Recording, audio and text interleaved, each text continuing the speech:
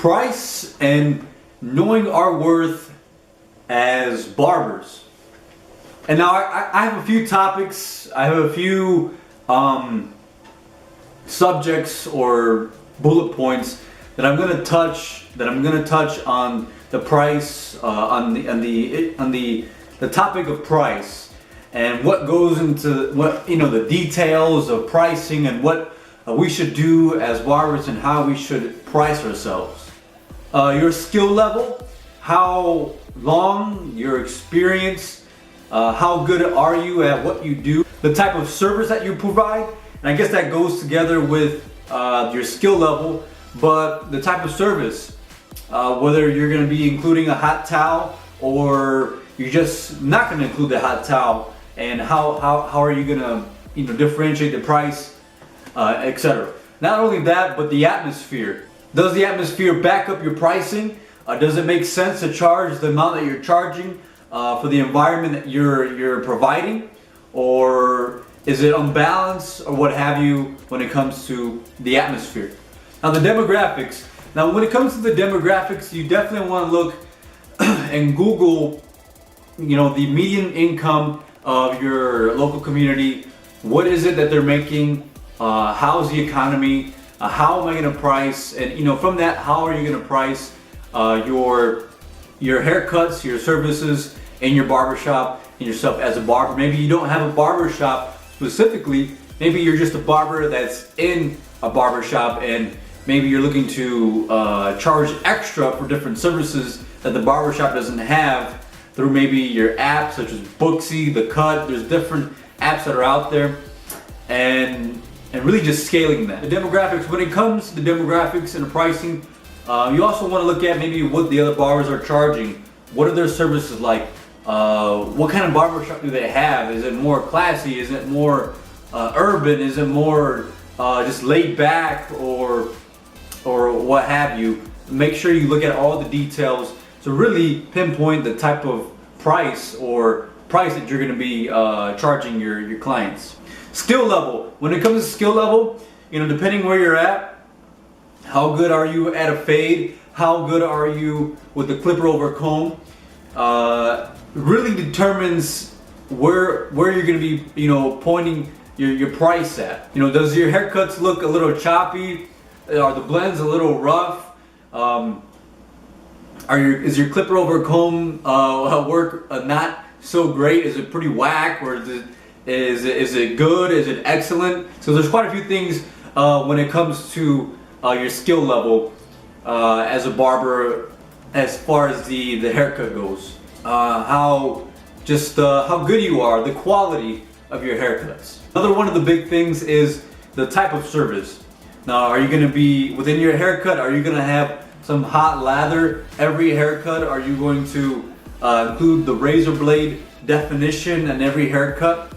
Now, keep in mind, not every client knows about these intricate details when it comes to getting a haircut.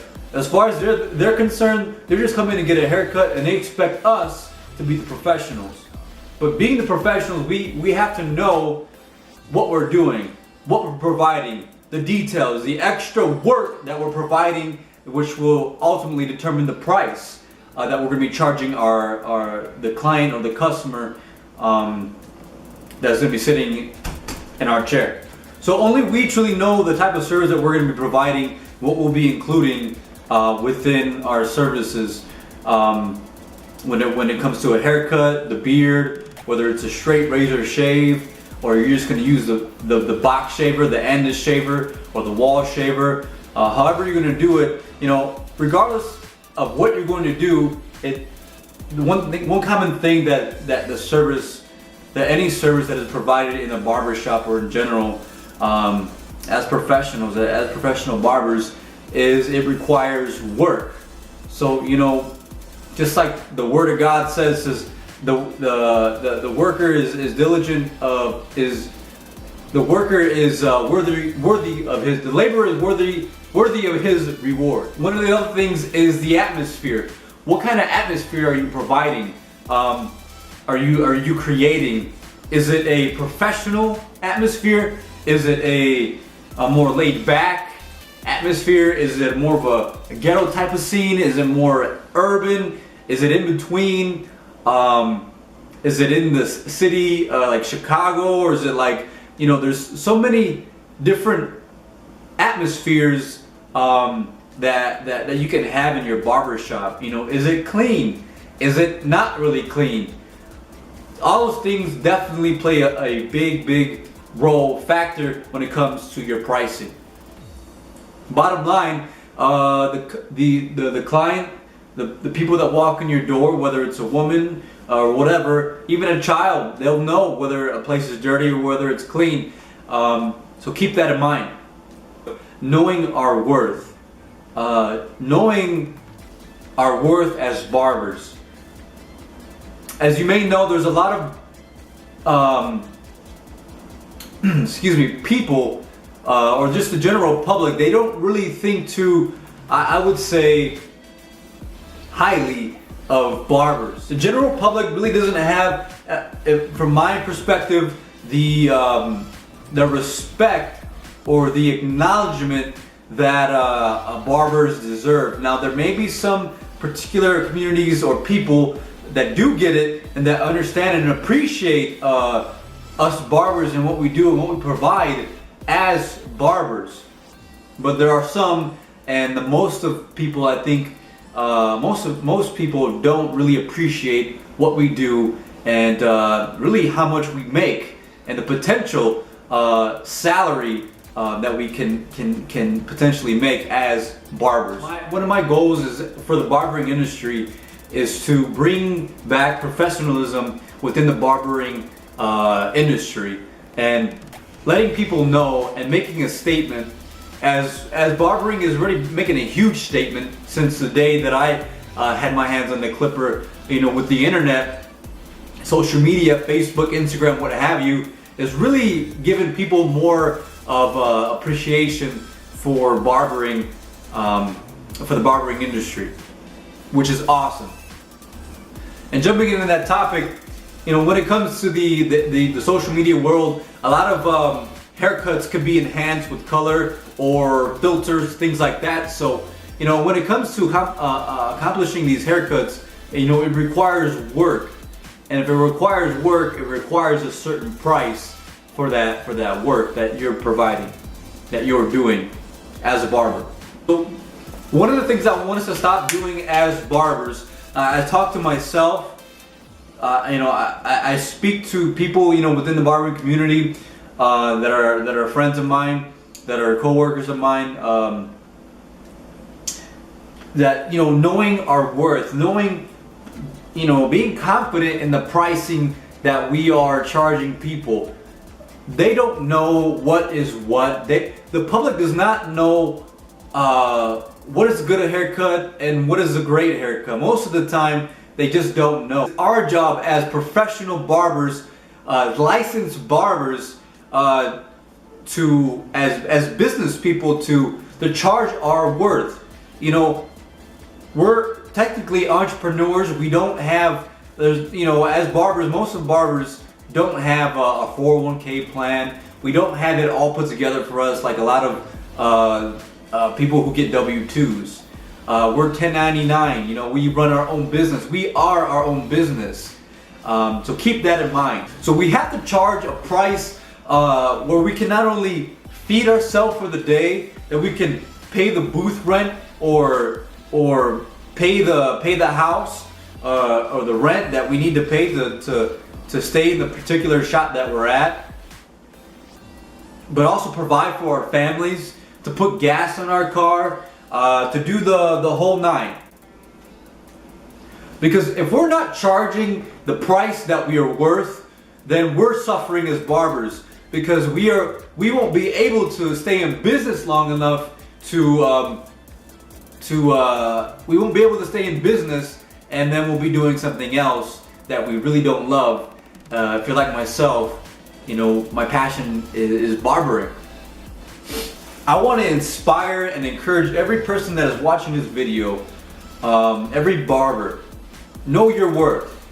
Know that those blades that you use, those clippers, those masters, those BGRs, those blades, all the things that you use, the talk, all of it, every single thing, your barber station, all of that costs money. So taking all of it into consideration, the demographics, your skill level, your experience, the atmosphere of the shop, of course, all of it plays a huge role. But as barbers, we have to charge our worth and know our worth. Charge your worth, be confident about it. You know, one of the good ways to be confident is repeating, maybe saying the price of your haircuts or whatever in the mirror. Saying it over and over and it'll stick. One of the people that I look up to or that I watch and get inspiration from and get knowledge and understanding from is, his name is Dan Lok or Dan Lok. If you look him up on YouTube, you'll find him. And he talks a lot about pricing, and you know, this guy's a millionaire, maybe a billionaire, I'm not sure, but I definitely know he's a millionaire. He talks a lot about pricing and knowing our worth, and he talked about how he raised his prices as a copywriter, going from $1,000 basically all the way up to $5,000 to $10,000 for the type of work that he did. And he was very hesitant about it. And I know there's a lot of people out there who are hesitant to charge the $5 extra that they're worth. You know, just be encouraged and be confident in your pricing and know your worth. And know that when you use that razor blade, you know, to get the square lining, the designs, all that stuff costs money. Yes, the demographics may be a little, you may think that people are poor, but the economy is booming right now. Ever since the new election and the new presidency, the stock market has been way high. People have been buying, been purchasing. The job rates have been very low. So right now is a perfect time to, you know, charge your worth. You know, unless we go through a depression, maybe we have to accommodate people. And we'll always have to accommodate people, the demand and knowing what to do and how to price. Regardless, know your worth. Whether you're an urban barber, you're cutting hair in the ghetto, you know, which is where I started, charging $10 haircuts back in high school. In East Chicago, Indiana is where I started. And from now we're charging $20, $25 a haircut. There's people out there charging even more. So guys, in conclusion, thanks for watching this video. Be inspired to be confident on your pricing. Know your worth. Dress the part. Not only yourself and what you do and how you are as a person is going to determine the pricing, the type of people that you're going to attract to your chair, but also the environment, the location or the atmosphere. Then one of the other big things of being a barber that people don't know about and do not appreciate is that when people sit in our chair, unknowingly, we don't know as ourselves as barbers. All we think, just like the community may think, or the public, is it's just a haircut. And my friend, it goes way above and beyond just a haircut. We become a counselor. We become a friend. We become family to a lot of these people. And it's somewhat emotional thinking about it, but it's true. We build a bond, we build relationships, we build friendships, maybe even best friends. We may even go have dinner or lunch, go for a workout, or just, you know, in our leisure recreational time, we may go hang out with some of these people that we cut. There's a lot more that goes into it in being a barber. It's not just cutting hair. Message to the public and a message to the barbering community. Know your worth, and to the public, appreciate your barber, tip them well, pay them their worth, because it's just not cutting hair. It's a career. It's you know, that person, that barber is a risk taker, because you know they're not set up just maybe like you are with you know, the 401k and just the whole line that goes along with working for a company that provides all that. You know that that young barber, that older barber has to do these things on their own, and just appreciate them. Not looking for a pity party for the barbering community, but just appreciation for this career that I've chosen myself. So guys, thanks for watching. I hope you've taken something from it. It's my passion, and I hope maybe the local community barbers or whatever, maybe a long video, but get some inspiration. Thanks for watching, guys, and until next time.